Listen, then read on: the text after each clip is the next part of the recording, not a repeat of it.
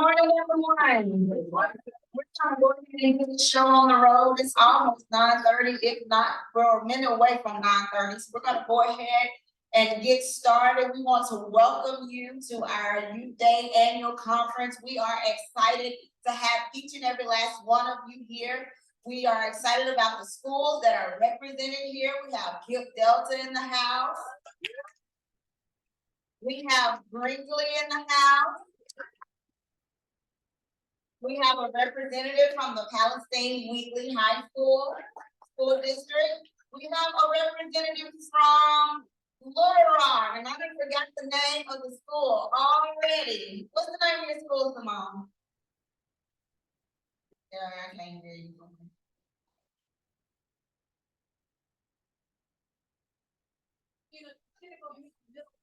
Pinnacle View Middle School.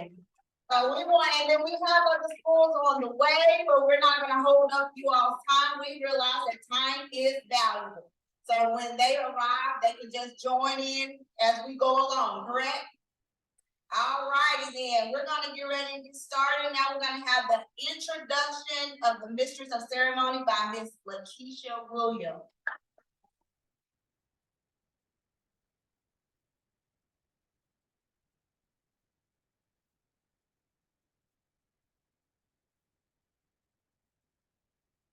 Morning. On behalf of Arkansas Land and Farm Development Corporation, welcome to the 33rd Annual Conference and Membership Meeting. I'm Lakeisha Williams, second year Excel participant. It is my pleasure to introduce our Mistress of Ceremony for today's Annual Youth Day, Ms. Tatiana Plain. Please welcome our MC for this morning, Ms. Tatiana Plain.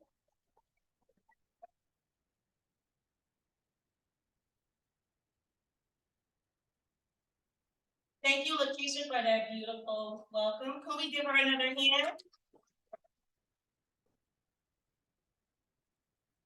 Next, we are going to have our opening morning session and welcome and membership call by our president of the Excel UK program, Sterling Washington.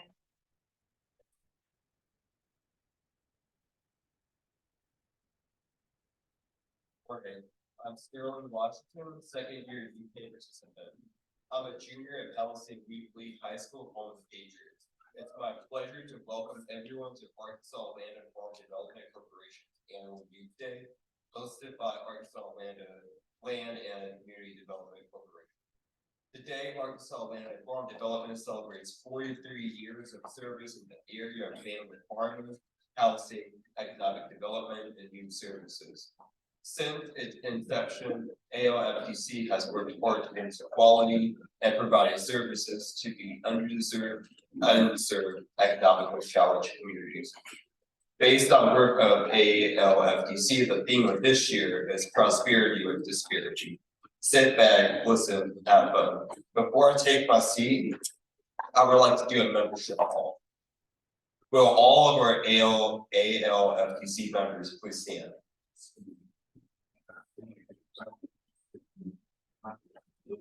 Now, for those remaining in your seats, if you would like to become a member of the Arkansas Land and Farm, speak to an ALFDC representative at the registration. Again, welcome and thank you for joining us.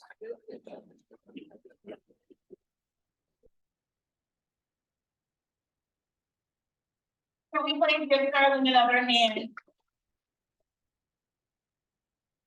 Thank you, Sterling, for that wonderful opening and welcome call. Next, we will have prayer by Kirsten Burks.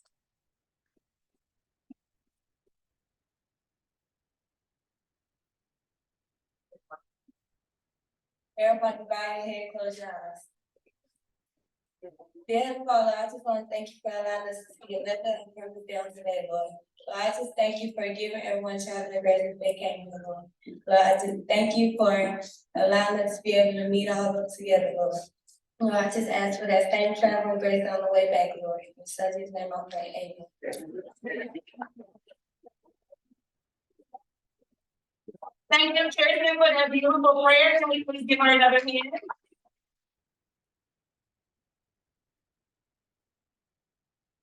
Next, we will have a new program overview by our UK Excel participant, Raquel Allen.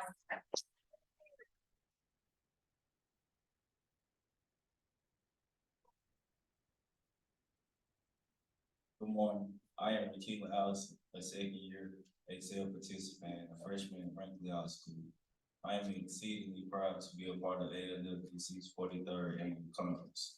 As an Excel student, I am involved in various activities that promote rural and sustainability. The EKXL program provides participants with work experience, leadership development, promotion of living a healthy lifestyle, and cultural diversity. The program focuses on youth career leadership and workforce development for middle and high school students. Students are offered direct experience in foreign production, community service. The EKXL program has contributed to the lives of many. Through our EKXL program, the lives of rural youth have been strengthened.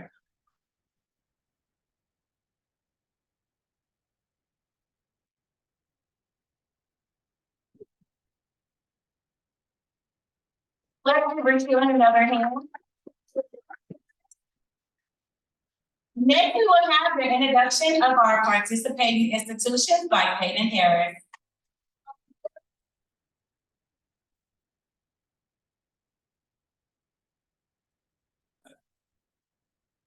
Good morning. I am Peyton Harris, first year Excel participant. I am a freshman at Franklin High School. It is my pleasure to introduce the panel members for our education and career forum.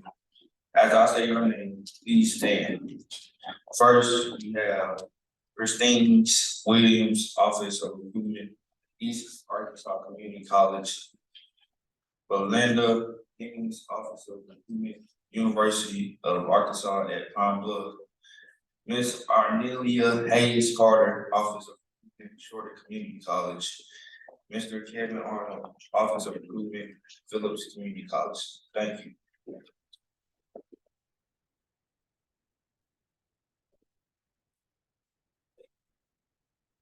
Let's give Peyton another hand. Next, we will have the introduction of our oratorical judges by our president, Jacavian Payne. Good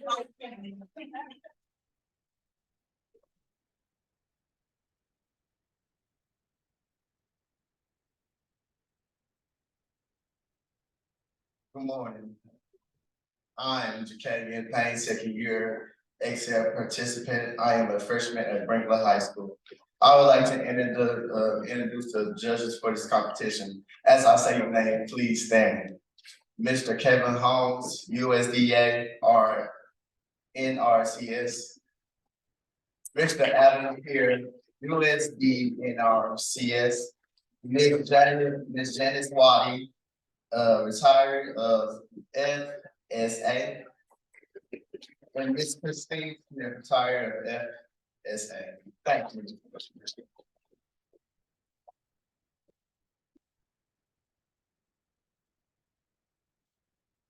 At this time, we are going to ask that our participating institutions representatives say something on behalf of their institution.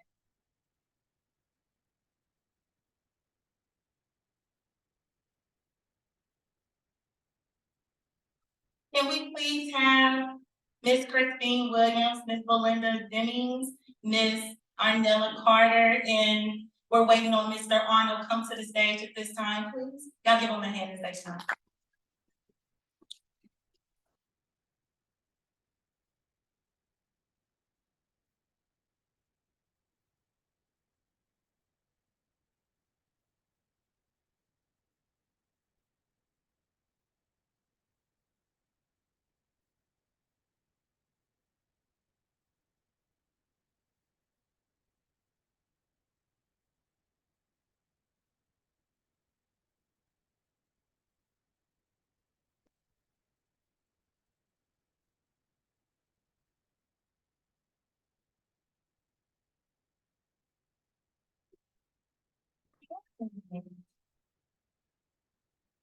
It is my pleasure to be in Franklin, Arkansas today to speak to all of you about East Arkansas Community College. East Arkansas Community College is a two-year college located in Forest City, Arkansas. but we have wide reaches and we teach classes in multiple areas, including concurrent classes at several of our local high schools. And we also are able to offer classes in specific programs that people have interest in. We even have offered classes here in Brinkley. So we have a very wide reach. We offer two main type of degree plans. We offer either a transfer degree, so students can get all of their basics for college and be able to transfer to a four-year institution. And we also offer degrees to put people directly into work. We have several programs. We have business programs, we have criminal justice, welding, RN, LPN, CNA, rad tech, EMT, paramedic, HVAC, major appliance, auto body repair, automotive service technology, diesel service technology, industrial equipment technology. So we have a lot of programs to help people get out into the workforce. We even have CDL. We are fortunate to be one of the only schools in the state of Arkansas to offer a high school CDL program. So students are able to actually get their CDL as seniors in high school. And we do offer CDL in Class A and Class B. And we are working on getting a CDL Class B passenger endorsement class for people to be able to drive buses. We offer several concurrent credit programs. So students are able to take classes while they're in high school, beginning in the 9th grade, and they can take all of their general education required courses. And those courses are generally part of the Arkansas college transfer system. So they will transfer to any four-year public institution in the state of Arkansas. So students can take their basics, because we all know the first 2 years of college are nothing more than the 4 years of high school, correct? So the first 2 years of college, students come in and they have to take PE, they have to take biology, they have to take English. So they can do all of those things while they're in high school and get dual credit. They can get high school credit and college credit at the same time. And they are ALCDC courses. So that means they guarantee to transfer out to any other four-year institutions here in the state. We also have what's called Secondary Career Center. Students are able, while they're in high school, to actually begin their career path by taking courses. So we have students who take welding, automotive service, diesel, industrial equipment technology, HVAC, medical professions, and we are one of only 2 schools to have a high school LPN program. Students actually come to EACC in high school, and they can get their LPN license when they graduate high school. So their senior year of high school is nursing school for these students. We currently have 4 students in the program who are doing extremely well. They're doing their clinicals. Everything that an adult student does in their LPN program, our high school students are doing the exact same thing while completing their senior year of high school right now. So they go to clinicals, they have to wear their scrubs, they have to do skill checks, they have to go out, they have to do all of the testing. When they graduate in May from high school, they will also be graduating from EACC with their diploma and be able to go directly into the workforce as an LPN. So these are opportunities that are provided by East Arkansas Community College. We have scholarship opportunities. If students have a 19 to a 22 on their ACT, they get a 50% tuition waiver. If they have a 23 or above on their ACT, they get an automatic 100% tuition waiver, which means that all of their tuition, of course, is what? 100% means free. So their tuition, not their fees, their tuition is free. We also have additional scholarships available. We have several scholarships for those planning to go into skilled professions. And we also offer multiple certifications. We can do short-term programs. Try to make sure I covered everything, get out of the way. So if you have any questions, we will have a booth set up in the back room. So when we get ready to do this networking session, you are welcome to come by the table and we'll be able to give you all the information you are interested in. Thank you.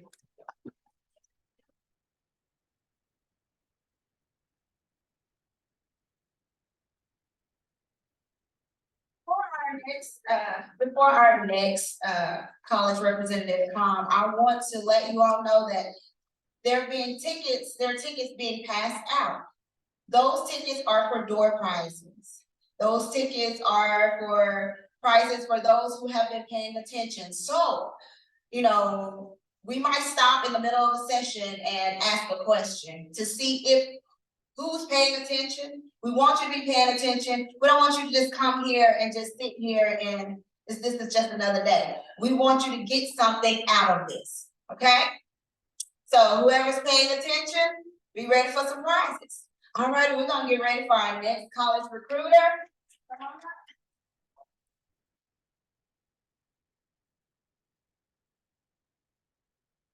Surprise.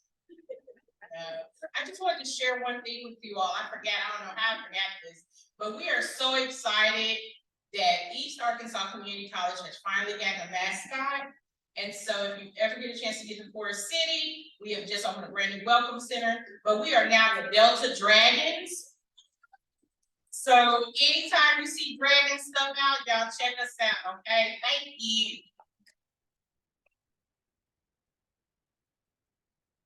Let's give Ms. Christine Williams from the ALCDC another. Next, we will have Courtney Miller, a representative for University of Arkansas at Pine Bluff. Let's give them a hand.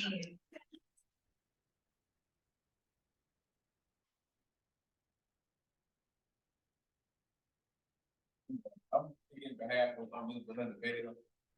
My name is Courtney Miller. I am an alumni from Brinkley, Arkansas, Brinkley High School.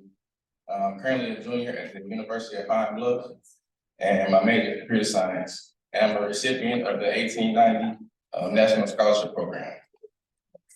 The scholarship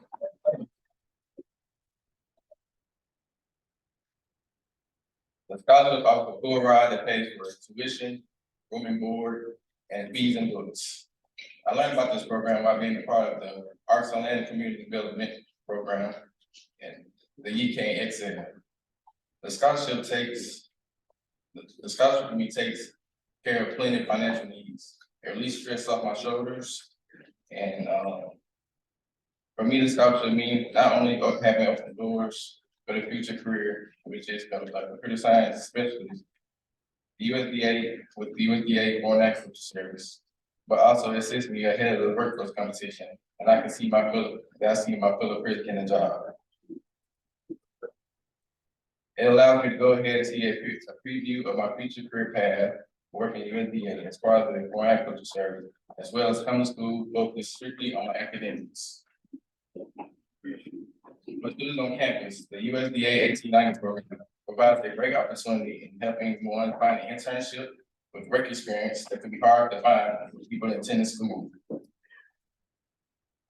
The USDA 1890's national program is a program that I'm grateful for and a great opportunity for my financial coverage. As I pay for my internship for the summer, and this is something that every student needs. If you're interested in more information for the program, you can contact me and Ms. Dennis, and I'll put this in the back. Thank you.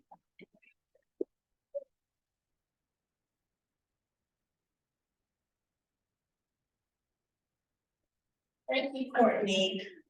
Yes, I'm gonna tell you some things that you might have left off. To qualify for that scholarship, you need to have an ACT score of a 20 to 1, okay, the minimum, or a SAT score of 1080, okay, to qualify. And you would have to attend the 1890 land grant institution, okay? Hopefully you'll come to the University of Arkansas at Pine Bluff, but we have 18 other land grant institutions that you can attend, okay, with that scholarship. Right now, the application period is not open yet. It will open probably in December. Now we have went online, totally online, no mailing, well, we used to mail in hard copies of the application. You will do it online now. So those are the things I want to make sure that you all realize, that it's a full ride scholarship. Hey, you can finish debt free. You shouldn't have to be paying for an undergraduate degree, okay? Okay, keep that in mind. So you all, young people, you apply yourself now especially if you're in middle school, now is the time to start making those grades, okay? And preparing yourself for that pathway. And one thing about this scholarship is a occupation attached to it, it's a career, okay? And you do not have to compete. Once you do your internship, it's a paid internship every summer. And when you finish, after you finish the 4 years, you automatically are converted to a federal employee with that agency that sponsored your scholarship, okay? So just apply yourself and thank you all, okay? I want to see you at UAPB, okay?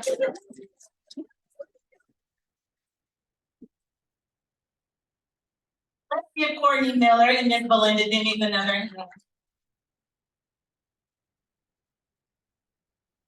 Next, we have Ms. Arnella Hayes Carter from Shorter Community College. Let's give her a hand. She's coming. Good morning. Good morning. Good morning. My name is Mrs. Arnella Hayes Carter, I'm Director of Admissions at Shorter College, which is located in North Little Rock, Arkansas. Again, we are a 2-year college and we are HBCU, and I'm pretty sure most of you know what HBCU stands for. Historical Black College and University. We have universities too at other Black colleges surrounding the state of the United States. A little bit of information about Shorter College. Again, 2-year college. We're very small. And that gives you the opportunity to know your instructor by name. You won't be known as a social security number or ID number. Whatever your name is, you're gonna be known as that individual person. At Shorter College, by being so small, if you have problems in the classroom, you can always go to your instructor and talk to them about whatever that situation is. Every Wednesday from 11 to 12, we are a religious college, A&M, and it is mandatory that students attend assembly. Now, the assembly can consist of, it can be a religious assembly, or we can have a special speaker that actually come out to Shorter College and talk to the students. It can be any number of things. We also have the choir to sing at that assembly. But you are required, if you're a student at Shorter College, you are required to attend that assembly every Wednesday from 11 to 12. We do have sports at Shorter College. We have a new basketball team, girls and guys basketball team. Matter of fact, one of your students from Brinkley High School received a scholarship to play on the guys basketball team. Kylan Baker. Colin Baker.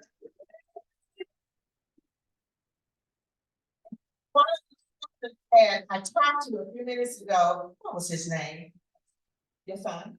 Jeremiah Harris. Jeremiah Harris. Actually had a picture of him sitting in the cafeteria eating or sitting in the gym, one or the other.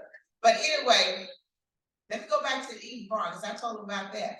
Those students receive 3 meals a day: breakfast, lunch, and the evening meal. You talked about some good cooking. Everything is homemade at Shorter College. I thought that would be important. One of the most important things is we just got a new dormitory. And we are so happy and excited about the dormitory. And actually, don't look like a dormitory, it's like an apartment. That was the first one that they built last year, part of this year. We have 2 more dormitories coming. 2 more. They're coming in different phases. So we're growing. Shorter College is back on the map, and I am so happy to be a part of Shorter College. I have a table in the back. Oh, I forgot one thing to let you know, as the councils are here. On November the 30th and December the 1st, Shorter College, along with the Step Up Educational Service, which I'm a part of that, will be hosting the HBCU College Fair. With the Step Up Education Service, we've done it for 20 years. So we're gonna do the 21st year at Shorter College. I do have flyers in the back. We're gonna have colleges, HBCUs from around the United States that's gonna be there. I encourage you to please come. Student, if you are coming, you need to bring several copies of your high school transcript. You need to bring several copies of your ACT or SAT test score. If you have a recommendation letter, I would advise you to bring that too. Get you a folder, have 5 to 6 different folders with all that information for them, because they're gonna be offering scholarships on the spot. With the Step Up Educational Service, we have made, as far as scholarship, over $8 million worth of scholarships for students in the state of Arkansas. So I look forward to seeing you, meet in the back, my table, Shorter College. Again, my name is Mrs. Carter. Thank you.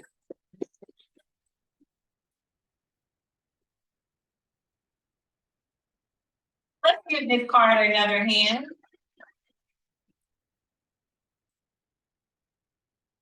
Next, we will have Kevin Arnold from Villas Community College. Let's give him a round.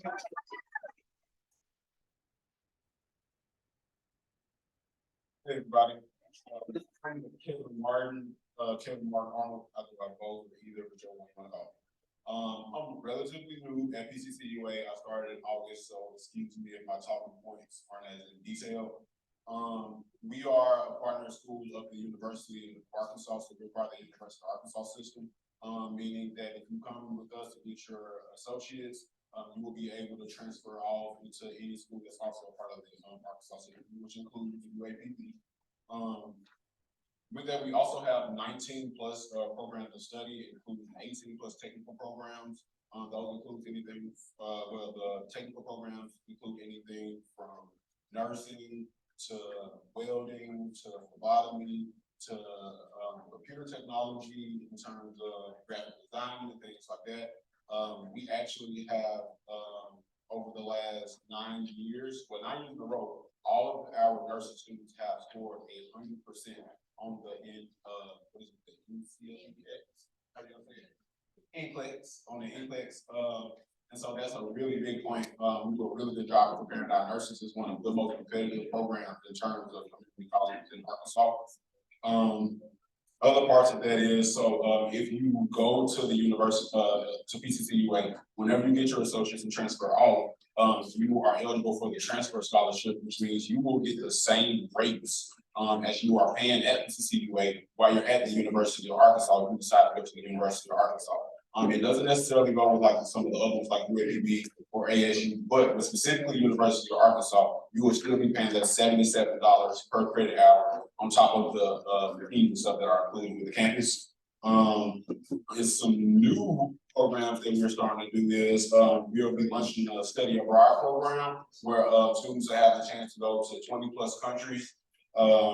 We also do competitive esports now. And most recently, I've been named athletic director as we plan on bringing back basketball next year. We'll have men's and women's basketball. So that's going to be another opportunity for us to kind of pour into the community and build some of our athletes up, give them a chance to transfer off to bigger universities, and even just give them that more holistic experience of being a student athlete and having, extracurricular activities to do with everything. Just a little bit about our ratio. We have a 7-to-1 student ratio. Student to faculty ratio, which means that you do get a lot of that one-on-one attention. Office hours aren't usually cluttered or anything like that. We plan on bringing in dorms really soon to be able to give students that on-campus living environment, even in the community. We offer few scholarships. A lot of them are based on you having at least like a 19 to 25 ACT score. Sometimes we do for like some of our scholarships that require like 19 ACT. If you have at least a 3.0 GPA, they'll take that instead of the ACT score. So just looking at, again, like they already said, especially for the younger ones, get on that GPA, making sure you get access to the ACT so that you can take enough time to get comfortable and get you a score to be competitive. But a lot of the students that go there, 90% of them go for almost little to nothing. They receive some form of financial aid. About 90% of the campuses also Pell eligible. And so we also have campuses, I didn't say this, in Stuttgart and in DeWitt. And so even if you don't want to travel to the main campus, you do have other access points. We also offer concurrent programs for high schoolers, which means if you're looking at getting ahead on some of those college classes, we do offer ways for you to enroll as high school students and be able to knock out some of those basics again, like somebody named. Because again, all the basics are what you're already taking in high school anyway. And so again, seeing on different ways that you can get ahead on your high school credit so that, you know, your college credit, so that when you get to college, you're saving money, and not having to pay as much as everybody else. I'm sure there's some information I forgot about. Like I said, we have tables in the back. I look forward to reading with y'all. Thank you and look forward to seeing y'all.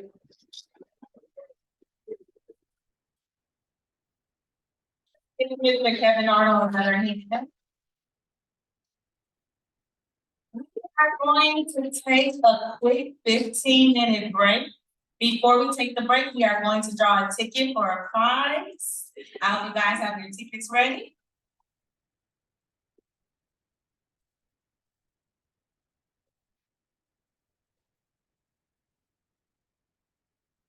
Are you all ready? If it's one of my students, give me a prize. I'm just joking, but I'm not. Okay, the ticket number is 221541.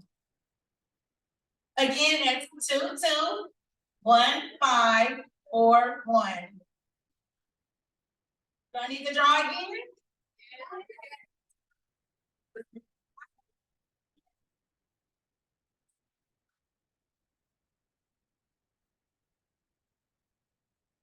You have it? Well, come on up here and get your prize. Are you ready?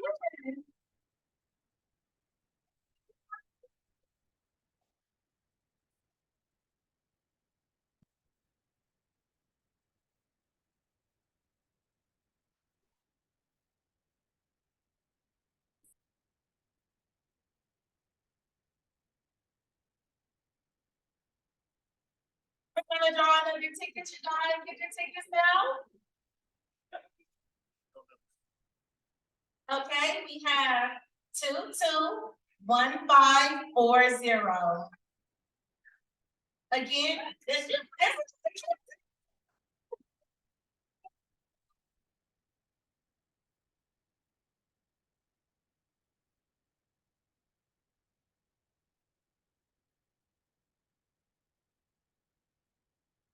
now before we take a break, we're not gonna pull a number, but we are gonna ask a question. I want to know, and I need my representative to be looking to see who raised their hands first. Okay? Y'all ready? What type of scholarship did UAPB representative talk about? What was the name of the scholarship? Who?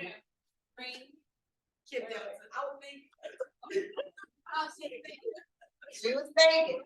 What was the name of the scholarship that the UAPB representative talked about? Okay, right. Where? Stand up.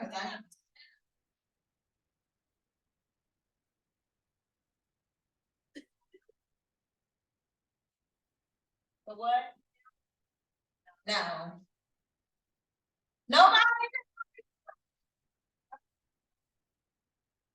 The what? Scholarship. Y'all need to know that. Might be some good to you, might be the one that'll help you out and pay entirely for school, not partial, but for a full ride. Okay. We're gonna move right along. We want to thank our college representatives for telling us about their schools. We want to thank all of our schools. We have Clarendon in the house. When we did roll call, Clarendon was here. So we have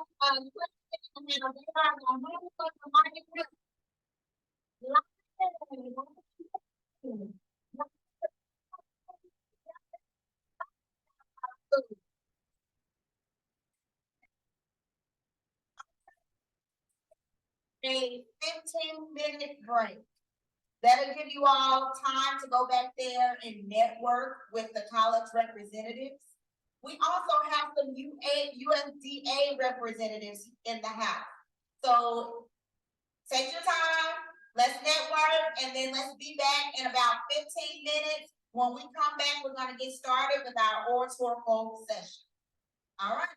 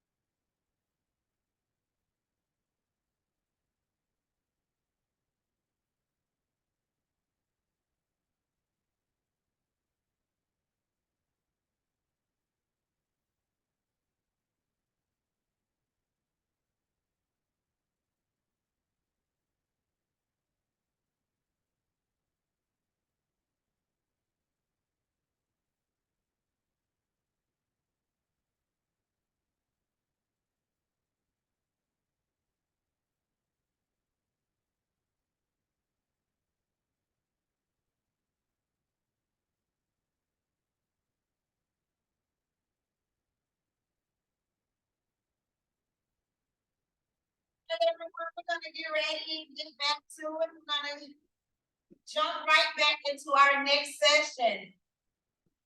But before we get into our next session, I want to talk about our UK Excel program, which some of our participants are here. And those who are participating in our UK Excel program, I would love for you to stand up and show everybody who you are.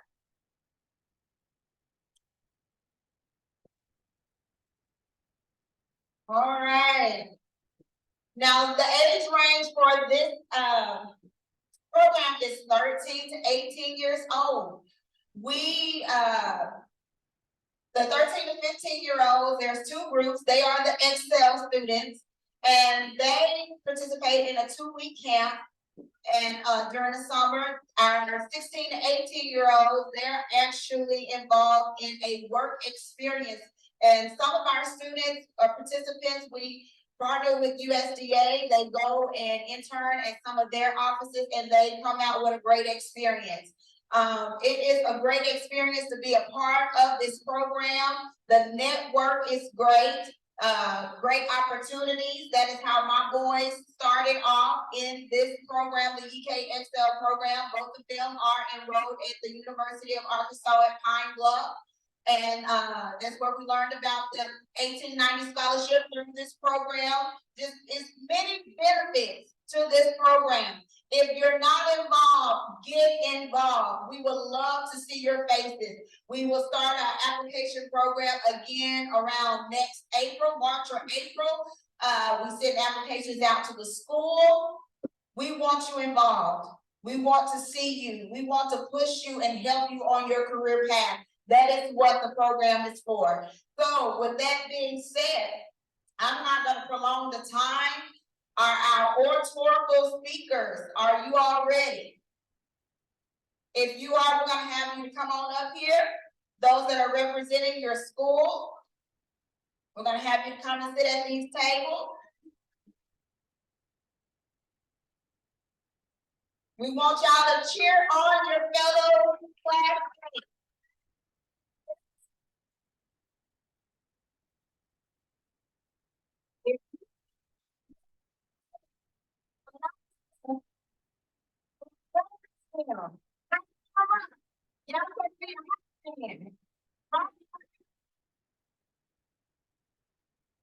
All right, then.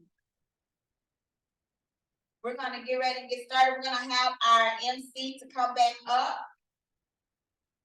We've already introduced the judges. They already have their judges' score sheets. And y'all do a great job, okay? All right.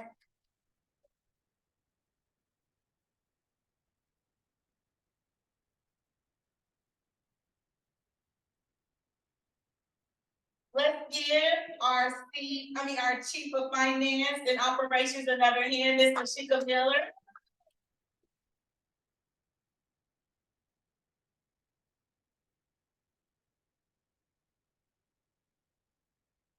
Okay, before we get started, someone left their keys on the table. It says Joseph. Are these yours? No. Okay, if these are your keys, I will have them. I just don't want anybody to lose their keys and wallet. But we're going to get started with Brinkley Public Schools first. Let's give Kyle Halliburton a minute.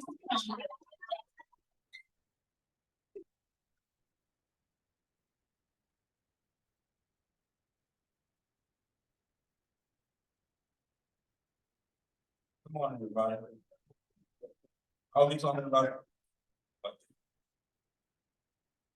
Sorry. I'll be talking about the challenges of dealing with stress, mental health, emotional, and behavioral health amongst the youth. Depression, stress, anxiety, behavior disorders are only a few of the leading causes of mental and physical illness, disability, and adolescence of our youth. The challenge of dealing with these mental blocks can be more unhinging than most of us would want to admit to. So asking a child, teen, to talk about their problems to a stranger can be heavy and cause more stress and social anxiety to strangers. The anxiety alone is enough to make them almost want to run away from the pressure of doing so sadly. Some do so sadly. As important as mental health is supposed to be, sadly, the provocation with behavioral health is still only one of the main strenuous in today's world. Worldwide, it is established that at least 1 out of 7 children and teens undergo stress and depression without anyone ever knowing because of the fear of being judged on being human with real feelings and emotions. The way I see it, it is the main challenge faced with some of these problems may very well be the pressure of not being able to express the main challenge in our youth. Now, from my understanding, it is about 17% of the population of the youth on Earth still hiding, unable to just be okay for mostly 40% of the day.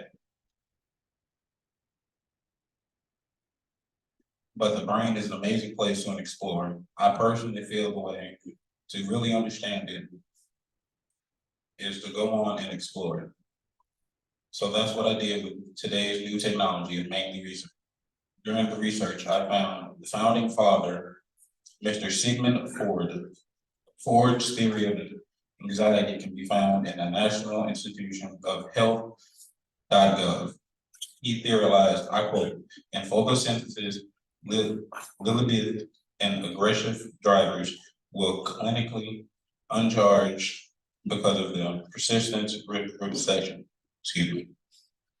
Basically, just meaning normalization is a mental condition. It is not because of the original disease.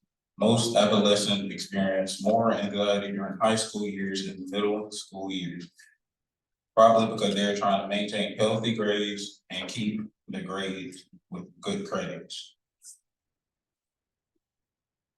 Finally, we have depression and behavior issues. Of course, every child and teen has a certain challenge with behavior issues and leading with depression sometimes. Some parents try to help, but honestly, we just must deal with it on our own, the way that brings challenges all of our own. Depression is one of the leading causes of teen suicides. It's sad as it may seem. Some provocations will need help better than will need to help better with communication and humankind in general.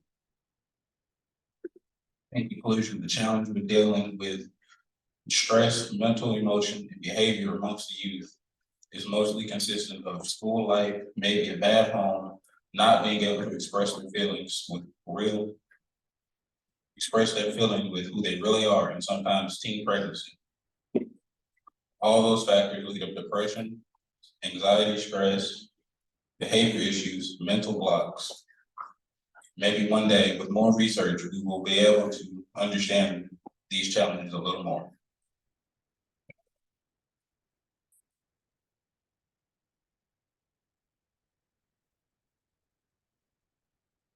Let's give Kyle Halliburton another hand.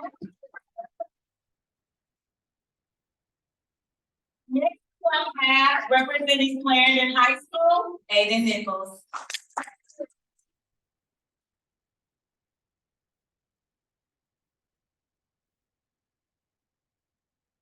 Good morning, everyone. So the topic I chose was the challenges of dealing with stress, mental, emotional, and behavioral health among youth. In a world and an age where information about every topic imaginable is literally at your fingertips day and night, dealing with stress is an extremely daunting and tedious process. There are new ways to cope that people back in the day wouldn't have even thought about. Some like to read and take their mind off of hardships. Some like to drive around. Some like to listen to music, and some point to sports. But with so many options to provide a way to help you get over these things, as a kid, it is hard to decide which is the best way to cope. Some decide to choose the wrong path, which can lead to behavioral or mental problems, and some simply just don't know how to deal with it. This is the main reason why dealing with stress is so tedious in our generation. With so many answers, no one knows what to choose. So in my opinion, dealing with stress or any other problem is a personal battle. You can get advice and be told what might help, but you have to find out for yourself how you can best deal with it. Some young adults don't have the best emotional support structures in their lives, and some just don't talk about their feelings. Alternatively, they may be fortunate enough to have plenty of people they go to just to rant. Being one of those people that stays to himself and doesn't really talk about their feelings, I can say it is hard coming up in this generation. With all of the social media and the things we see on the internet, who knows what good and bad influences you're listening to and soaking in. The main problem in general for our generation is that there is little to no support for some people. Some have a good household they were raised in, and others just have themselves to rely upon. They have to think for themselves and figure out how to handle their own actions and emotions. For most, being at school doesn't help. And in some ways, school provides more of the same problems. Some people go to school to mingle with friends, some go to see their partners, and some go just because they have to. Most of the time, the ones who go just because they have to seem to be the ones that sit in the back of the class, get their work done, and try to stay out of trouble. This can make people who already feel isolated get the same feeling from being in school.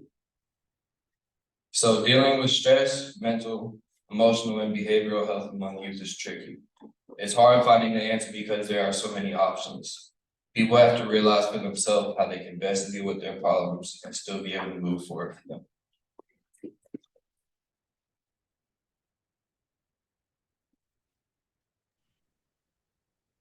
Let's give Ada Nichols another hand.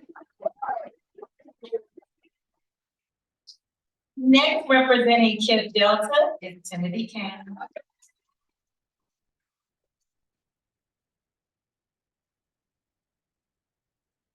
Morning, everybody. Today, as you all know, I'm speaking on behalf of Kid Delta. The topic I decided to talk before you all about this morning is the challenges of dealing with stress, emotional, mental, and behavioral health among youth. Did you know at least half of the young people in this world currently have dealt with depression? Not only this, but they also tried to commit suicide at least once. A study was done by Kansas State University to prove this depressing fact. There are many challenges that come with dealing with stress while being young, but today I'm going to talk about 3 in particular. First of all, negative emotions and stress affect decision-making and coping strategies in teens. As an example, we can use drug abuse, for an example. According to addictioncenters.org, AmericanAddictionCenters.org, half of the teens in this world have dealt with high stress. It also says that young people are 3 times as likely to use marijuana, 2 times as likely to use alcohol, and 2 times as likely to use tobacco. They do these things, as a fast pace. They also do some of these things not knowing that it will affect their bodies in the long run. Another challenge is leaning on the wrong people for support. When we're young, we tend to put false hope in the wrong people for support. This can be done in many states that have been struck by poverty. We have neighborhoods that have young people who turn to the wrong people for support. This can be due to a lack of attention at home, a lack of resources, or simply just because they don't have the right amount of support at home. But needless to say, behind any of the reasons that they do these things, it happens every day and everywhere. Which leads me to my third challenge. Us as young people need to understand that we are still young and learning.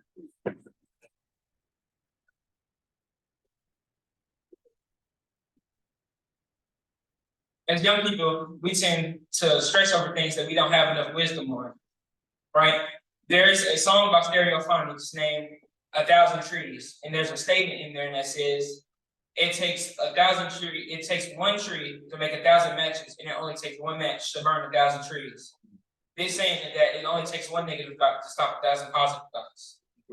Us as young people need to learn how to stay positive and focus on not the negative things, but the positive things. Because mistakes happen, so we can turn into the right person that we want to be in life. Thank you.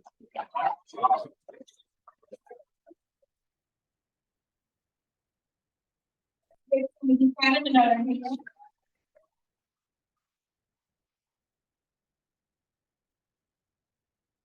Representing Palestine High School, we have Sterling Washington.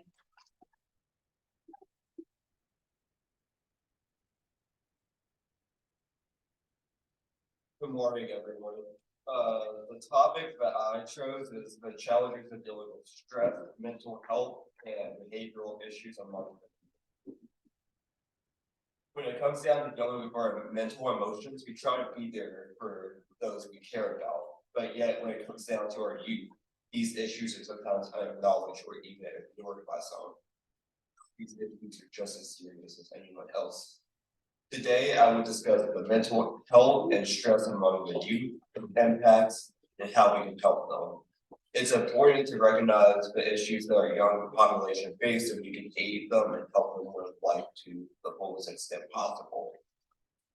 The ongoing problems our youth has with their mental health and stress are shocking to some. According to the 2021 Youth Risk and Behavior Survey, 42% of high schoolers experience persistent sadness and hopelessness, while 29% reported overall poor mental health, such as self-loathing behaviors. These numbers have only increased over the last decade. The stress levels of teenagers are quite alarming too. While Sophie Bethune, Director and Public Relations Specialist at the American Psychological Association, was running a survey in 2014, found that when asked to rate their levels of stress on a scale of 0 to 10, teens reported higher levels of stress compared to adults, 5.8 for teens and versus 5.1 for adults. This is due to the pressure that the younger population face with school, work, and their social lives. The impact of poor mental health as a result can be devastating. The American Psychology Association states that 31% of teens feel overwhelmed as a result of their stress. This can also lead to 23% of those teens to sometimes skip a meal as a result. The Centers for Disease Control and Prevention states that those who experience feelings of hopelessness tend to do poorer academically than those who don't.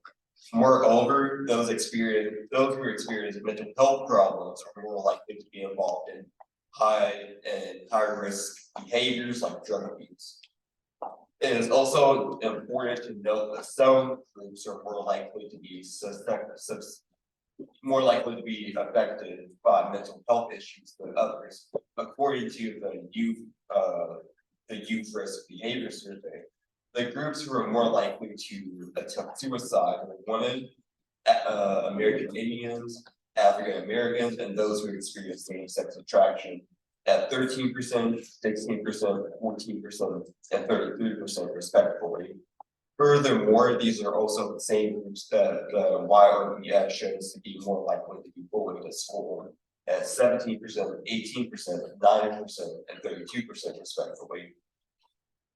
Fortunately, there are ways that we can help the younger population. It is important that we recognize the symptoms of poor mental health and stress.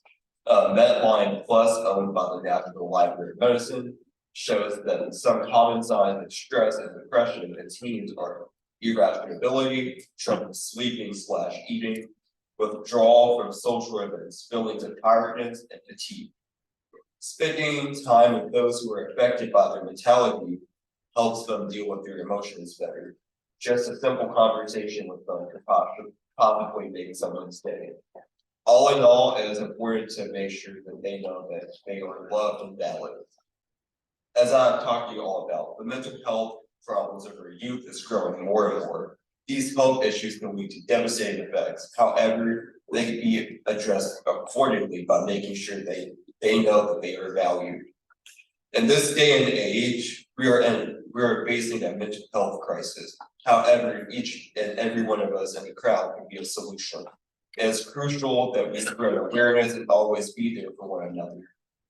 And one of these days, you could potentially save someone's life. Thank you.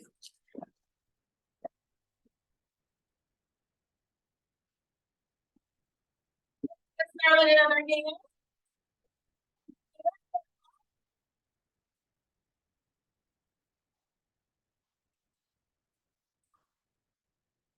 Okay, so our students, you're doing great, you're doing amazing.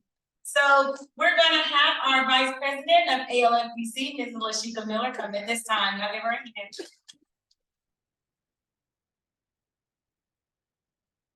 All right, didn't they do a great job? I want to commend them on the way that they're dressed. Y'all see how they're dressed? That's how you're supposed to dress when you're up before people, when you're speaking. Then you're supposed to dress nicely from head to toe. And we have an all-guy oratorical speaker. I don't know if you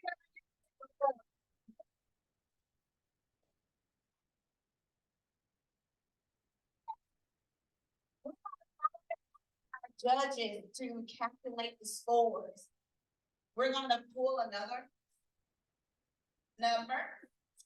So be ready, be ready, be ready, be ready.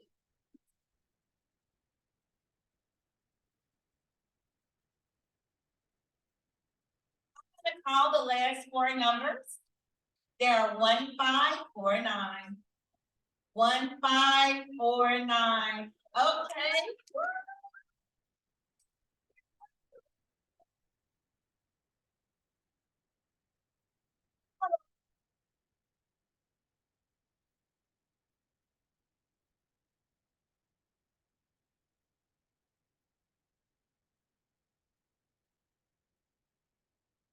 I'm gonna call the last four again. It is 1610. 1610.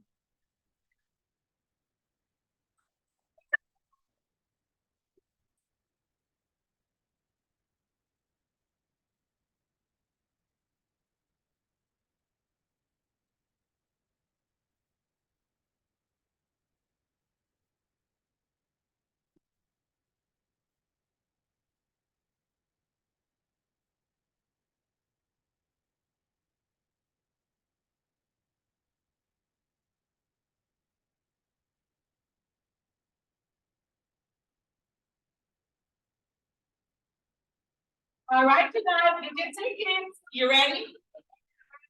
1604.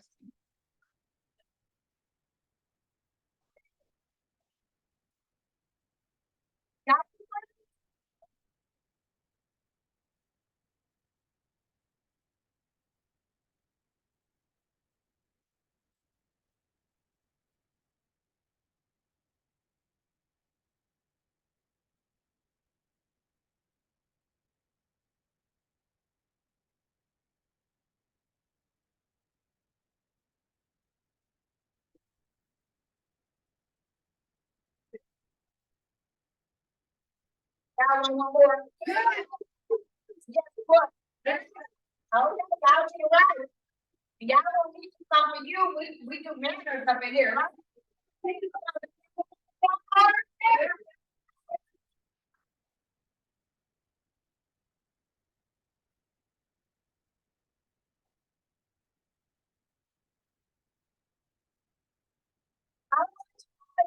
One five four four. 1544. If nobody tell you, we're gonna pull another one.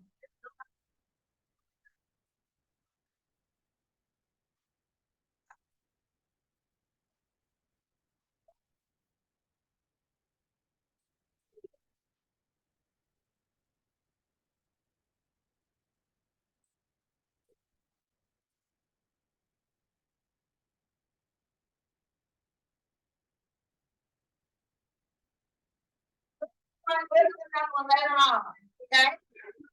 All right, then. While we are waiting, while we're continuing to wait, we are going to recognize, we have a couple of board members, ALCDC board member, well, I think one is in the house. We have a board member here And we have a previous board member that's here, so I still want her to stand up and show her face. If you two will really please stand.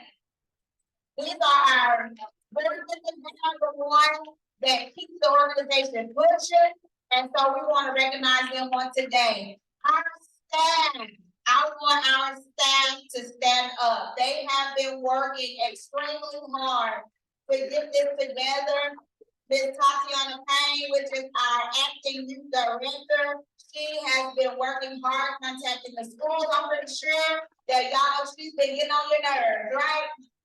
Trying to make sure y'all get here. So we appreciate all of our staff, Mr. Nelson back there. We appreciate you all for doing what you do. All right, with that being said, since we're still waiting on the judges, let's go ahead. We're gonna go ahead and take a break, but before we take a break, I want to let y'all know that whoever wins first place gets $500. It's $300. Third place is $150, and fourth place is $75. But no matter the place that you all are in, y'all did extremely well. So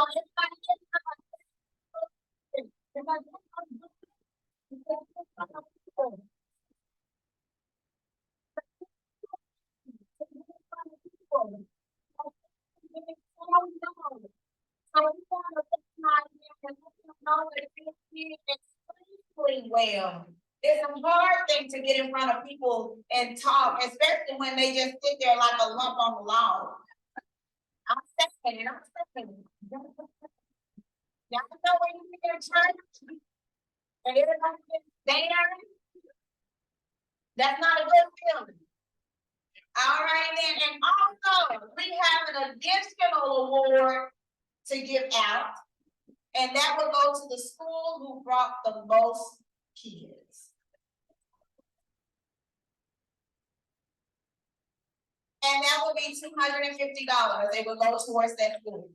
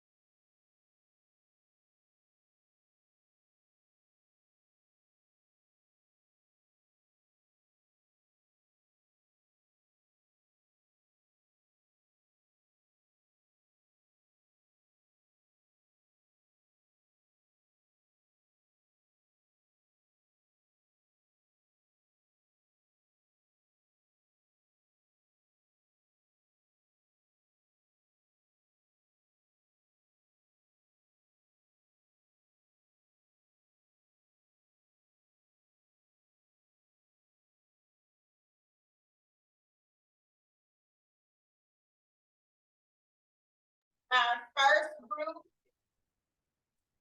to come.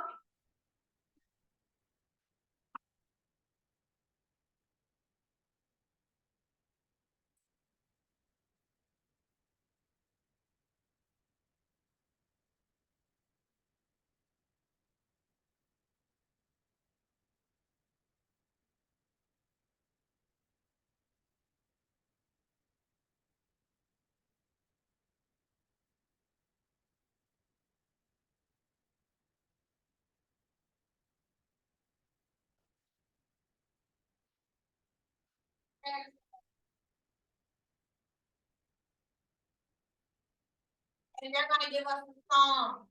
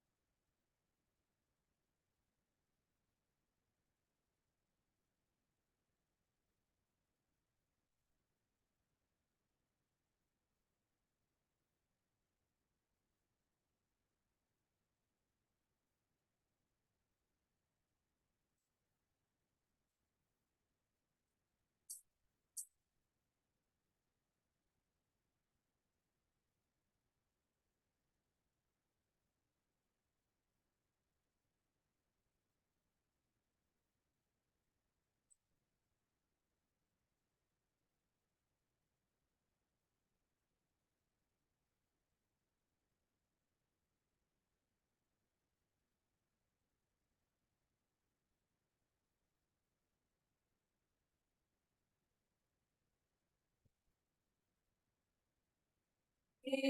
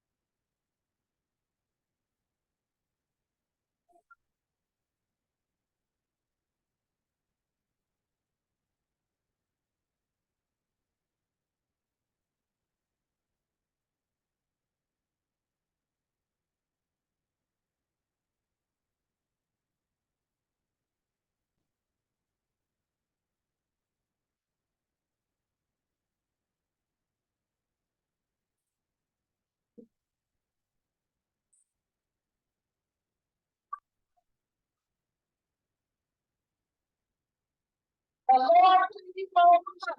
Yeah, hold on. Now, y'all can do this acapella.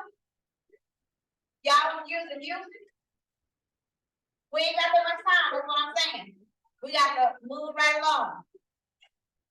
Acapella? Y'all ready?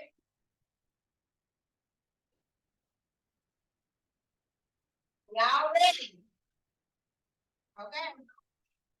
Don't have to be like second man.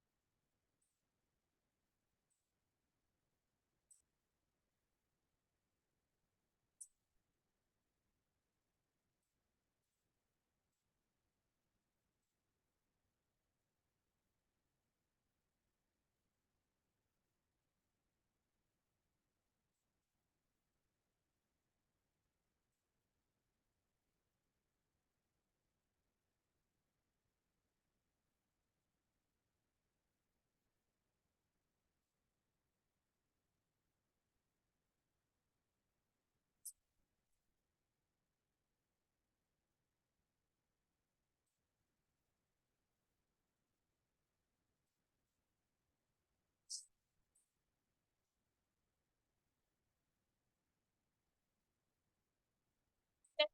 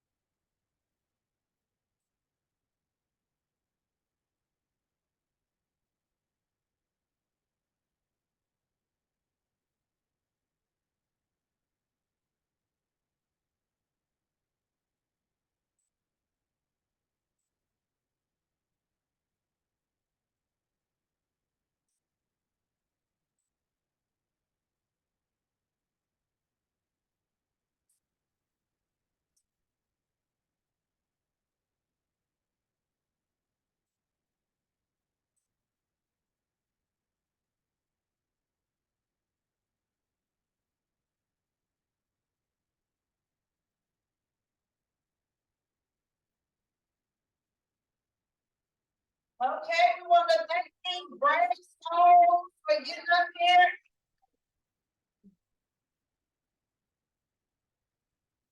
All right.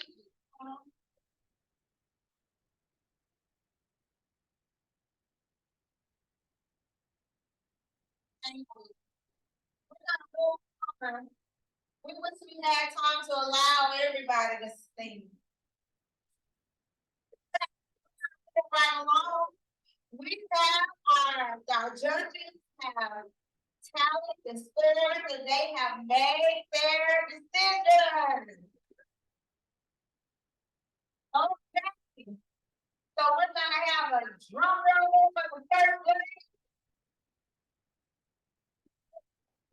All right.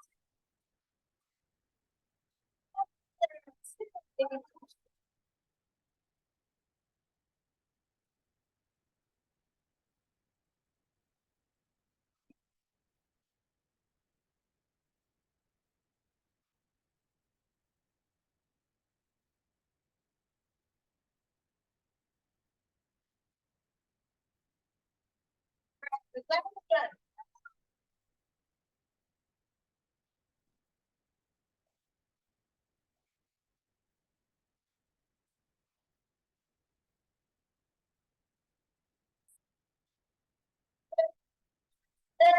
Watch it.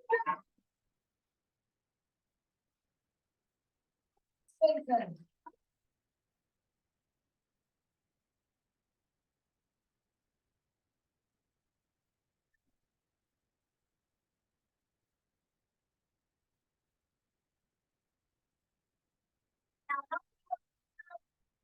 One time.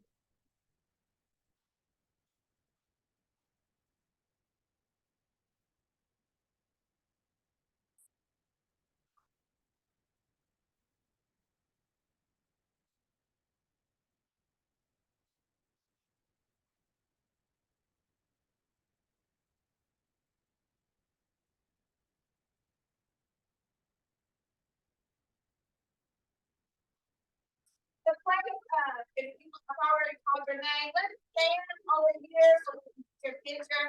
And our fourth place is Mr. Carlos Caliber.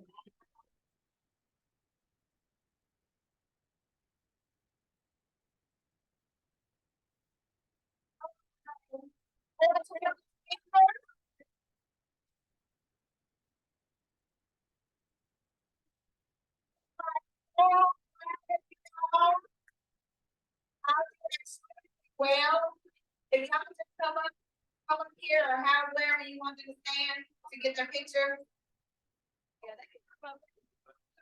Are y'all? You want me to come back on stage?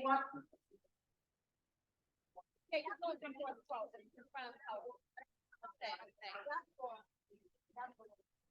Yeah, y'all go up there.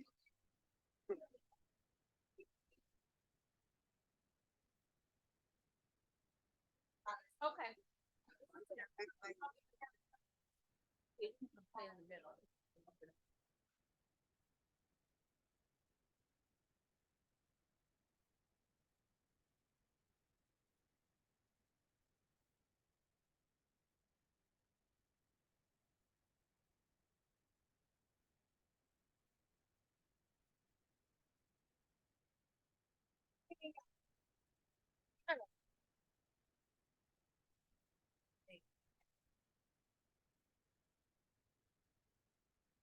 Come in the middle.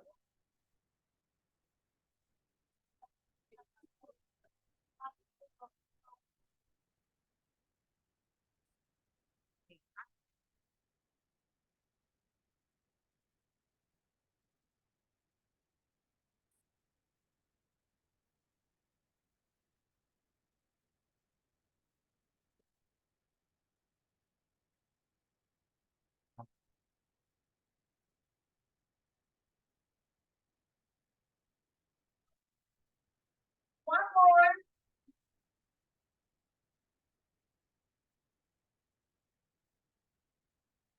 We have one more. And this is for the school who brought the most kids.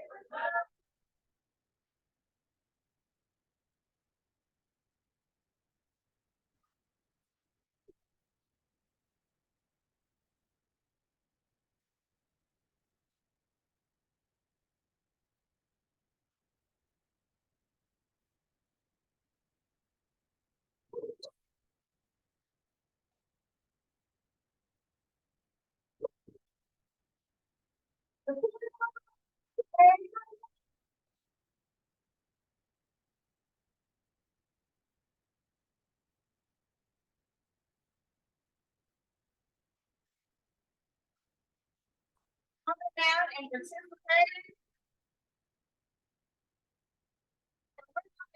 Ready? Our food ready? Food.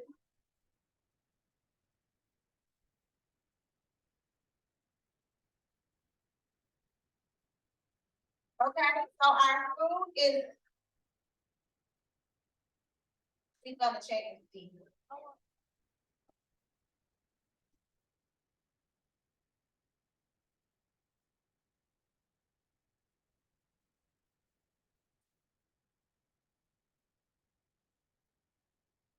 Great speaker for you all today.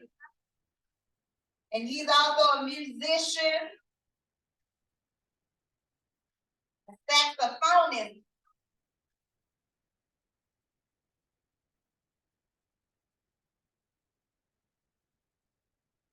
So I'm ready to hear the speaker.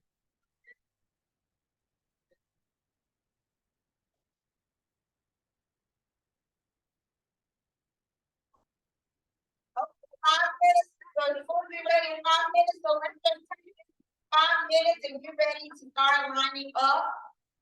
So we can be prepared to grab our plates. Once you grab your food, come on back to your seat because we're gonna get ready and introduce our speaker of the hour. All right, then.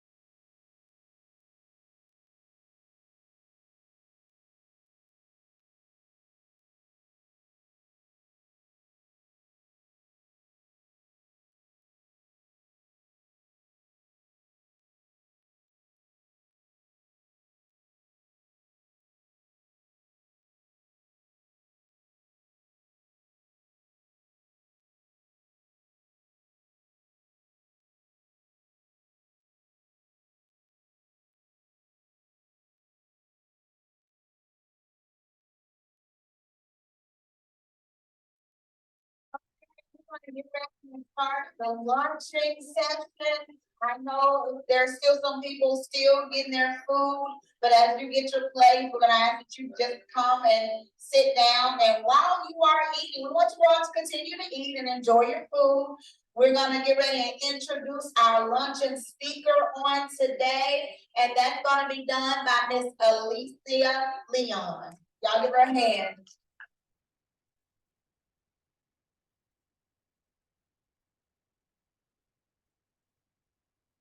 Good afternoon, everyone. I am Lisa Leon. I am a second year participant of the UK program. I am honored with the privilege of introducing Michael Eubanks. Michael Eubanks is a licensed master social worker at LMSW. He has a master's social degree in social work at the University of Arkansas in Little Rock with an extensive studies in music and sociology. Mr. Eubanks provides direct and community mental services and education to diverse populations, including school-based, faith-based, community-based, veterans population, Asian population, youth incarnated, and substance abuse populations. Using a client-centered Marco big picture approach, Michael educates and guides individuals, couples, families, and sports groups to mental wellness management where practical applications are in setting and reaching their goals. He advocates and promotes mental wellness, creating, managing, facilitating, and co-parenting with others for change. Thank you.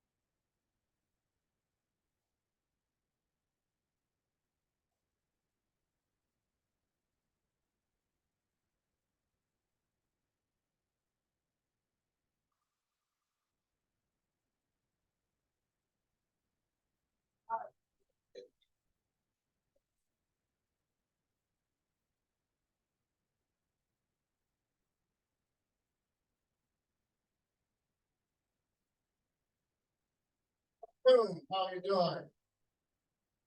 Right. I'm Michael Eubanks. And I'm really honored to be here with you. Can everybody hear me all the way to the back where the guys are just hanging out? Everybody hearing me? They got a big voice, I can speak loud if you need to. Now, I just want you, if you will, give me just a little bit of attention for a short time, and I'll be done, and hopefully leave something that you can glean from regarding who you are, your future, and what it's gonna take to make you wealthy with mental health. Mental health is a lifelong goal, and it starts from the time that we're born. And so I'm going to talk about a few things, and let me ask you to join me in giving those presenters on mental health another round of applause. Excellent job. You guys are made great researchers. So Michael's going to be in the back, and there's a little time lag with the PowerPoint back there and get to the screen. So if you'll just bear with me, I'd appreciate it. So all of us are someone for so many people. If you look up here, oh, I need the PowerPoint. PowerPoint. The PowerPoint presentation back there. I know, but you have to move it to the next one.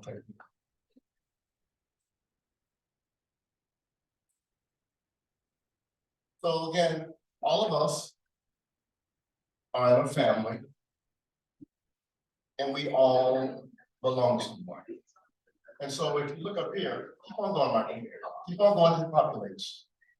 Keep going, hit the button, everything populated with words, keep going, don't stop. One more time, right there, stop. Whew. So this is who I am to so many people. I'm a life partner to this lady. That's my brother. You can meet him tomorrow, my little brother. I'm a father to that young lady. And thank you, talented young ladies and men who are singing. That's what she does also. I'm a U.S. Army veteran. I'm also a saxophonist and vocalist, recording artist. And of course, I'm a therapist, so a licensed medical professional. And as someone said, as a young lady did so well introducing me, I'm a graduate of the University of Arkansas. And so, next slide, Michael. And so I'm just hit it one more time. Yeah, I'm just me. Just an ordinary guy, really, who's chosen to pursue a lot of things in my life, and I've had the grandeur opportunity, been blessed to do so. And so, but I want to say to you that everyone wears a mask, M-A-S-K. As a matter of fact, all of us wear more than one mask. For the show of hands, who have ever heard the term code switching? Code switching, absolutely, code switching. So think about that word as I explained the mask. One of my professors in psychology, Dr. David Briscoe said, Michael, we all wear a mask. He gave me 3, but I developed one more. The first mask is we have a mask of how we want to appear in public, what we want people to see of us, right? Then we have a mask that we show to close friends and family, yeah? Then there's a third mask, and that mask is what we want people to know us as professionals, right? And that's what you're gonna be. That fourth mask is a private mask, and that private mask is only known about and seen by you, the mask wearer, and your creator. Even your parents don't know that mask. So here's some sayings about masks that others see. It's one profound writer said, you wear a mask so that you can wear a mask so long that you forget who you are beneath it. Another writer said, man, and that is not a gender assignment, that's Homo sapiens sapien. Man is at least himself when he talks in his own person. Give him a mask and he will tell you the truth. You see, people can hide who they are behind a mask because when they take it off, you really can't recognize who they are. If I would go back to that picture that you saw earlier, you saw me in different attire. You saw my entertainment attire with my jazzy glasses on and my horn in my hand. And then you saw me sitting with more glasses on because I have to read a whole lot while I'm meeting with clients and family members and sometimes just reading information. But you see me doing different things. And all the things that I do, they require that I code switch. Next slide, Michael, please. Thank you. So I want to talk about two things. One is about suicide, and I heard some of the presenters earlier mention suicide. I want to define suicide for you because I work with people, particularly who are coming out of the military. So I have several jobs. My first job is I work for the Department of Veteran Affairs, Little Rock Vet Center. It is the VA, in case someone is going, is that the VA? Because we get mixed up with the VA hospital and different places, but we are a VA, which is Veterans Administration, but we are solely, my colleagues and I are solely clinicians, we're solely therapists. We don't do benefits if anyone is a veteran or is veteran connected. But the most magnificent thing that we do, and that's why I came to work there, is unlike the VA hospital, who sees only the veteran, and there are some other unique situations when the VA hospital will see the veteran's family member, but we can see the whole family to include the neighbor of the veteran. We can see the veteran, him or herself. We can see their girlfriend, boyfriend, son, daughter, grandmother, significant other, whatever you want to call it. Even veterans bring their dogs into therapy, not to have therapy, but to just support them as they're coming to therapy. So we are very holistic, and we approach therapy. I and my colleagues approach therapy in a different manner. We sit down and we have a conversation with you. It's kind of like, not that we are your friend, but we're very friendly. And so we want to make sure that you are in a safe place, really important, and that you are able, as I tell my clients, disclose, talk about what's going on, and your level of comfort. And so suicide is what I want to talk to you about. Let's define it. So suicide is death by injuring oneself. You do it to yourself with the intent to die. So that's called a suicide attempt. Your intention is to end your life. A suicide attempt is when someone harms themselves with any intent to end their life, but they do not die as a result of this action. That's an attempt. And one of the first things I do is I do an assessment to anyone who comes and sit with me and asks about suicidal ideation. And I will explain ideations here in a minute. The next is suicidal behavior. And this is an action that could cause a person to die, such as taking a drug overdose or crashing a car into an object on purpose. But that list is not exhaustive. It is representative of other things that people have done that cause them to end their own life. So if you notice down here, let me take this off, like I'm gonna say. So there are suicidal thoughts, right? A thought, ladies and gentlemen, is not communicating. Well, you are communicating yourself, but you're not telling anyone else. So suicidal thoughts are not suicidal attempts. And then there's suicidal communication. When you go further than just thinking about it, you start to tell other people. And you may use language like, I don't want to be here anymore. You may use language like, I don't feel like I belong here anymore. I am sick and tired of being here. And it could be for a number of reasons why a person may start to think like that and communicate that message from their soul to someone else. And then there's suicidal preparation. And what you're going to do, you're going to start to gather things that's going to assist you with suicide. It may be pills, right? It may be driving a fast car. I've had clients who told me they were in so much pain, physical pain, not just emotional pain, so much physical pain. They said they wanted to get a fast car and just drive into the wall and be done with it. So that's preparation, getting a car or getting a weapon or getting anything that's going to cause you to end your life or assist you in your life. So then there's the attempt, trying to do it.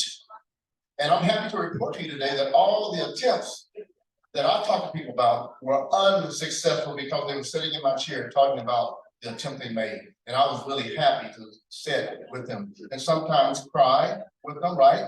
And laugh with them about how funny life can be, even though it's difficult, right? Next slide, Michael.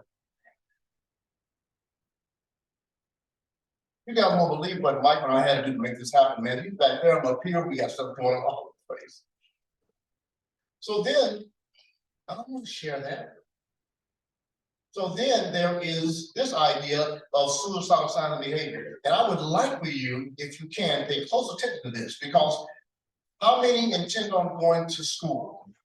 I'm going back one day, but how many intend on maybe going to work at a job? How many may consider joining the United Military? Right, so everybody, look, right, I'm strong. Everybody has a desire or a motivation to do something with themselves.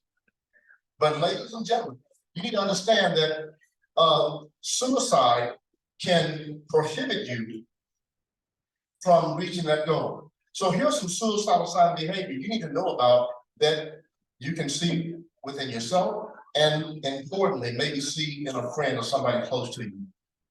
Can you see that? Is that okay? Can you see that? I'll read a little bit. I'm not gonna read the whole thing, because I got to only I got only about 16 minutes. So suicide affects, it affects all ages. So no one is exempt.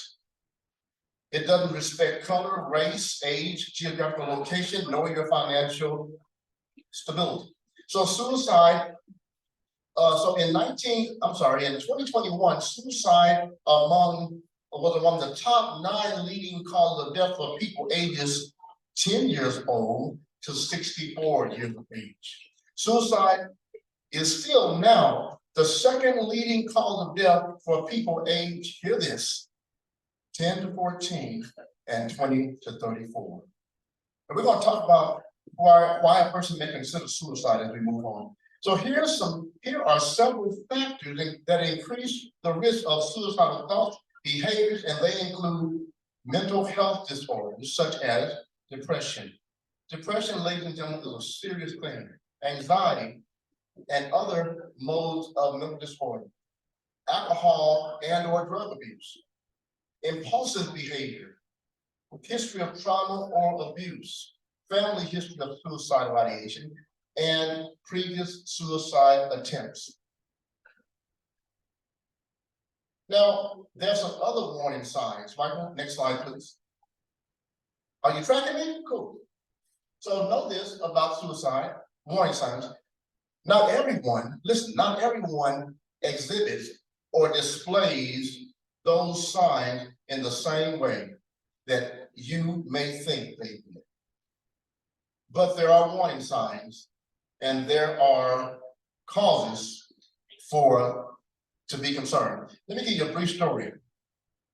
During my military time, I was stationed in Germany, and I was on guard duty. What that means, I was sergeant of the guard. That means I had to stay up all night long while everybody slept to watch over everyone. And so I had a runner, and that runner would be a person who is a rank lower. So I was a sergeant, and I had an E4. And so my runner came and said, Sergeant Eubanks, I'm not gonna give the person's name because you may know him, even though it's been a long time ago. Let me call him Corporal Smith. How about that? Corporal Smith is in the men's bathroom with an Arkansas toothpick. I know, right? That Arkansas toothpick is a Jim Bowie knife. It's about this long. Now, while we were at meetings, Corporal Smith did not exhibit or display any suicidal behavior. But when he was alone by himself, all those bad thoughts and dreams and feelings started to come back, and he found a quiet place, he isolated, and he intended on taking his life. Let me tell you why. Something happened. And I'll just give you a smidgen of it. A relationship gone bad. Everybody ever had one of those? Amen. Yeah, that one too. Relationship gone bad. And ladies and gentlemen, that can send someone on down. Your constitution may be very strong. I don't care if he don't want me, I don't want him. If she don't want me, just tell me. Matter of fact, don't tell me, just do something and show some sign. And I'm going, I'm not here. But some people seem to have a need to hold on to someone no matter what or how they're being treated. And you're gonna see some things that may lead up to suicidal ideation. So here, check this out. Here are some of the signs. Talking about suicide or preoccupied or be preoccupied with death. Remember things people say. And remember, suicidal ideation is seen and unseen. It can be what someone is thinking. Statistically and research-wise, there is no sure sign that somebody is going to commit suicide, even though they may talk about it, prepare for it, and even talk about attempting it. And there's no sure sign that a suicide attempt is going to be successful. As a matter of fact, one of my clients said, I tried to kill myself with a gun and it misfired.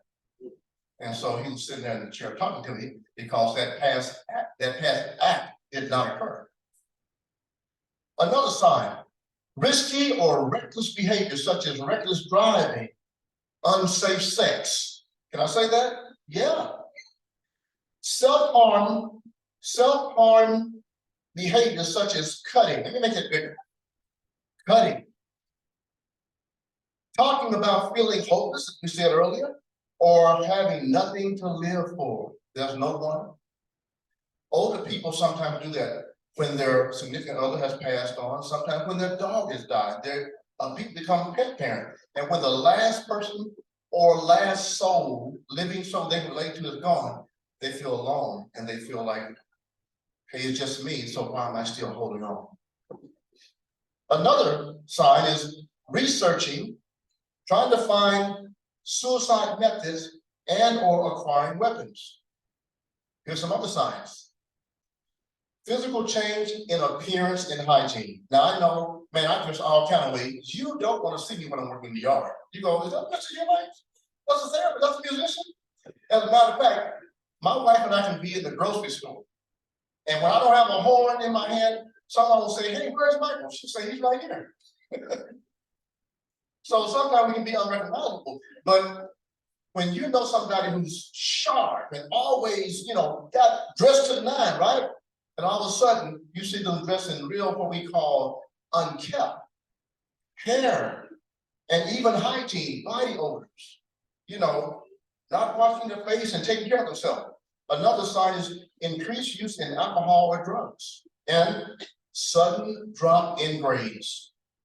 Doing my internship at the University of Arkansas prior to receiving my master's, I was appointed student support specialist. I was a counselor with students who were struggling. If you made below a C, you had to come see me and talk about what's going on. Yeah, what's going on? I know I didn't start that note off right there. But you have to come see me. And you would believe people came from the Delta, young men went from the Delta, who came to a school, came from a small town, but now they come to the big university and they meet someone, and this is as much money they've ever had. This is as much people they've ever met and got their own living quarters, and they meet new friends, and they forget about school. They party. They buy a new car or buy something or clothes and forget that those classes gotta be paid for. And even if you have a Pell Grant, I used to work for the Department of Education also. So if you have a Pell Grant and you misappropriate, what that means, you misuse the funds for other than what they are designated for, you lose that and you have to pay a Pell Grant back. So you end up with student loans that if you can't pay, they go first into default. And then you go into bad credit. And ladies and gentlemen, please, if you're gonna go to school, take your education serious because you're the only person you're ever gonna get, and you're responsible for the person in the mirror. That's you. Michael, next slide, please. I'm gonna speed along, I'm not gonna read everything. But again, here are 5 leading causes of death among teens. And they are accidental sometimes, uninterrupted injuries, homicide, somebody else killing somebody else, suicide, cancer, heart disease, and accidents. These accidents account for nearly 1/2 of all teen deaths. Next slide, Mike. I'm gonna do more reading than talking. Now, let's talk about mental health because that's very important. In talking with my colleagues, we all have to determine that all of us have a little bit of something going on with all of us, don't we? Could you believe I used to stutter so bad, I couldn't get a word out? And it made me really nervous. It made me really anxious. And as a young kid, I became depressed. I was afraid that if I tried to speak and didn't do well, other kids would make fun of me. You ever had it happen to you, somebody make fun of you, right? And I was short. And I had a real voice like this. Yeah, I did that. You can sing Michael Jackson songs all the time as a kid, because my voice was real high. Little guy. So those things made me withdraw. And so here are some things that cause mental health. And by the way, mental health issues are not always seen.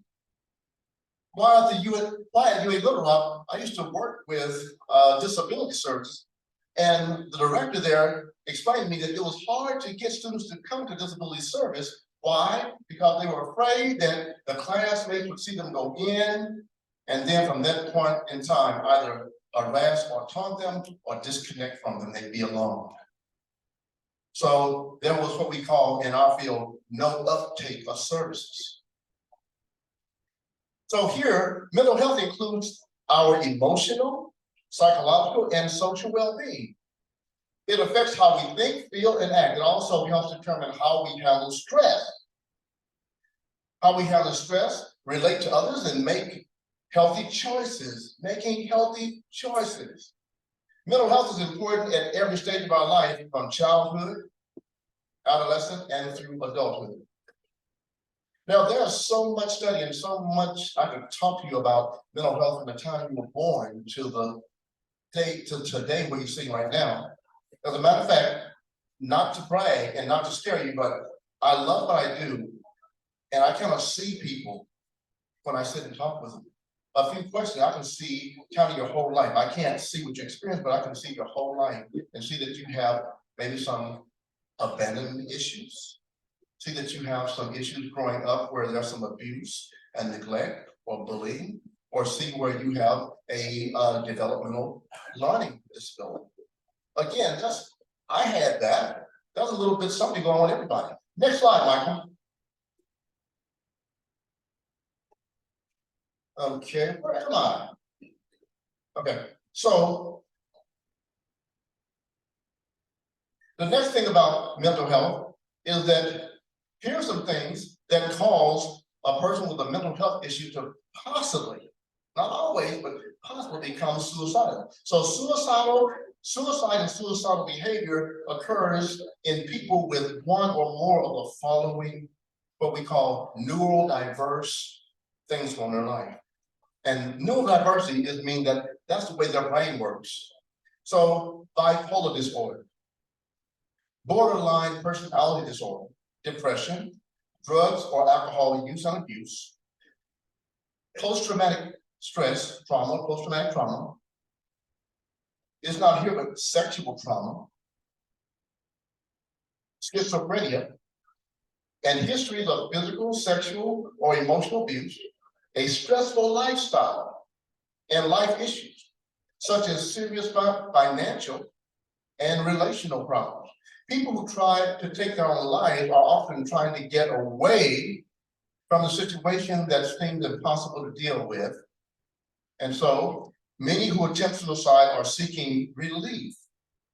Pain there is two kinds of pain that I know about. I know about them experientially, and I know about them scholastically, and that is mental pain and physical pain. And so people try to get away from the pain. As a matter of fact, it is human nature to pursue pleasure, whatever that looks like to you, in order to avoid your pain. Feeling ashamed, feeling guilty, or like you don't like to burden others. I don't want to bother you, it's okay. Are you okay? Oh, I'm okay. Feeling like a victim, feelings of rejection, loss, or loneliness. Next slide, Michael. So I'm going to kind of speed through to some other ones that I think are, all this is important. I have a tendency of doing research and I can't quit. everything just looks good. It's like going through a buffet and I need to, you know. So let me go through and just point out some things that are important here. And I don't want to talk about any, I want to talk about preventiveness right now. I want to talk about prevention and intervention. So there are some safety nets out there, or some lifelines. One is called, you may know it, it's called 988. 911 used to be a crisis helpline, but 911 now is relegated to the police officers and emergency services. But 988 is a crisis helpline. And notice they're open, they provide help 24 hours a day, it's free, it's confidential, right? And it supports people in distress, provide crisis resources for you and your loved ones, and best practice professionals who are in the United States. You just can't get a job like that to talk to people you can't see unless you have passed a lot of stringent tests and examinations. So another one, here is the emergency number, 911, or you can take your child or a person to the hospital or to a crisis center for evaluation. I want to say to you, there should be some kind of crisis person at the school you're at now and or the school that you're going to. Someone who can help you work through some things. So this is me and how you find me. I can talk with you, do some sidebar talking if you're more interested in talking to me about whatever. And I really appreciate you sitting and listening, and thank you very much. Can I do a song for you on the way out? Can I do it? Oh, somebody can guess up.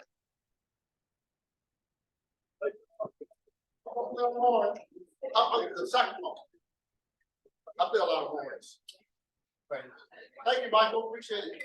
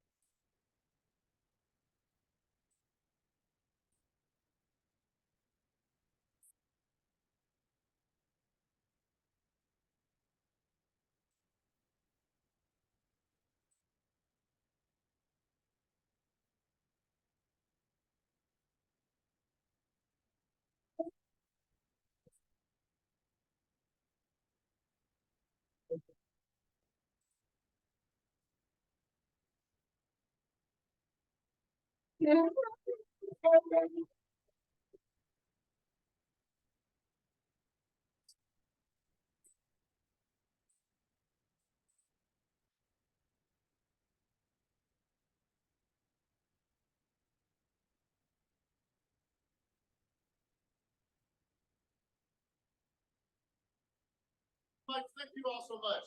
Well, you have a lovely night.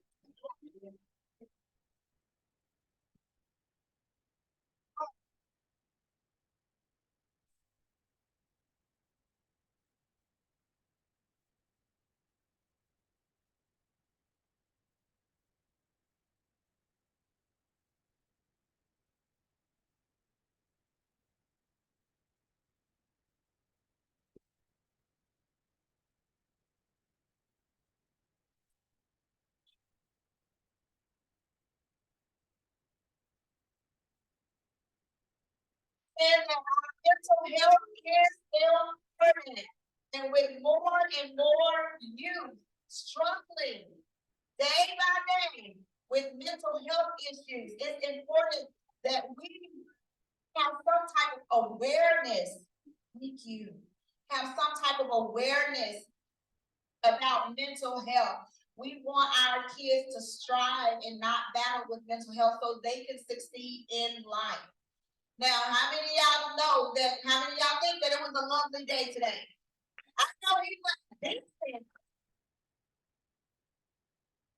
Or, I'm pleased with you. And then on. They don't try to win.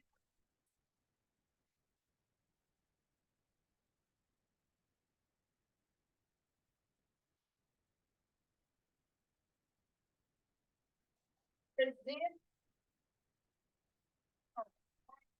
And we have Mr. Alvin here, we have USDA in the building, all of our USDA officials, could you please stand, NRCS, FSA, you know, those that are representing, we appreciate you all for coming. And after we present this, I would love if Mr. Alvin could come and say a few words.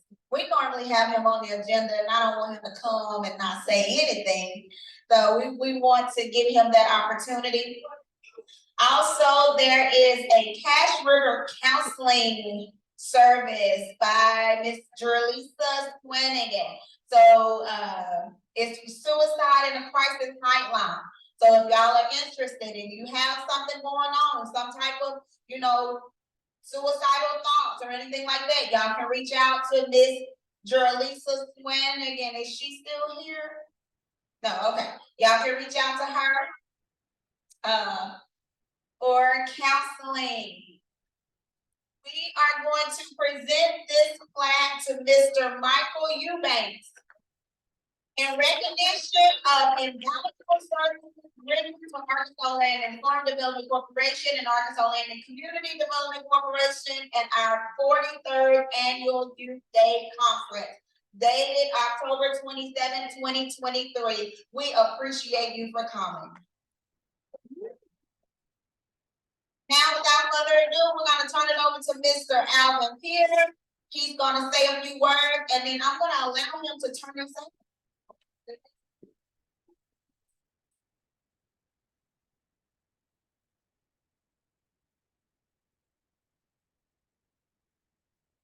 Well, good afternoon, everyone.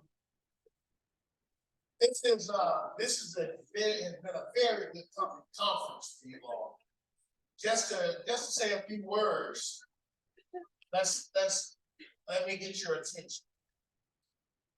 Within the USDA, my position is to, I'm one of the ones that looks over the particular grant that funds this program.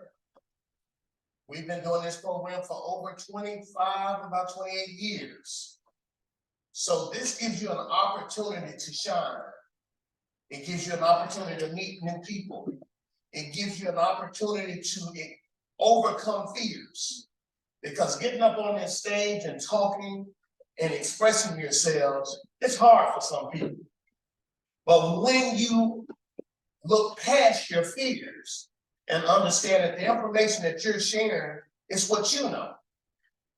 And that's what's most important, being able to express yourselves.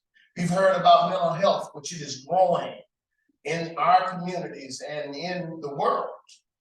So it's giving you an opportunity to expand past what you see each and every day.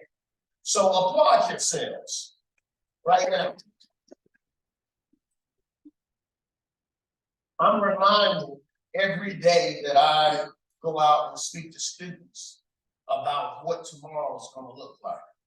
Because I know I don't look it, but I only have 7 years to go before I'm going to the house.